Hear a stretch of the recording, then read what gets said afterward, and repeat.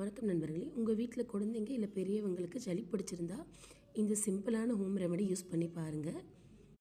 ஒரு கைப்பிடி அளவு கற்பூரவள்ளி இலைகள். கண்டிப்பாக வீடுகளில் கற்பூரவள்ளி, துளசி, அப்புறம் வெற்றிலை வளர்க்குறது ரொம்ப நல்லது. அப்புறம் ஒரு அரை கைப்பிடி இல்லைனா தேவையான அளவு துளசி இலைகள். எங்கள் வீட்டில் கருந்துளசி. அதுக்கப்புறம் ஒரு இன்ச்சு துண்டு இஞ்சி. இது எல்லாத்தையும் மேடையை நல்லா க்ளீன் பண்ணிவிட்டு நல்லா தட்டிக்கோங்க நண்பர்களே. தட்டும்போதே நிறைய சாறு வெளியே தெரிக்கிறது உங்களுக்கு தெரியும். கற்பூரவள்ளி இலைகள் ரொம்பவே ஜூஸியாக இருக்கும்.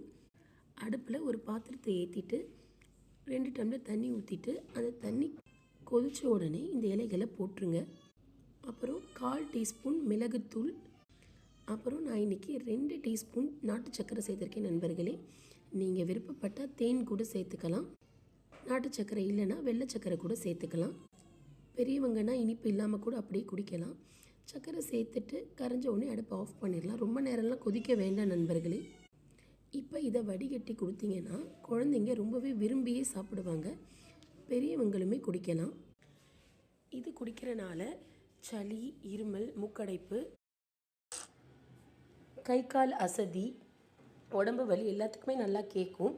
அஞ்சால் அலுப்பு மருந்துன்னு ஒன்று இருக்கும். அதுக்கு கிட்டத்தட்ட ஈக்குவலண்ட்டாக இருக்கும். உங்களுக்குமே காய்ச்சல் வந்துச்சுன்னா இதை ட்ரை பண்ணி பார்த்துட்டு எப்படி இருந்துச்சுன்னு சொல்லுங்கள்.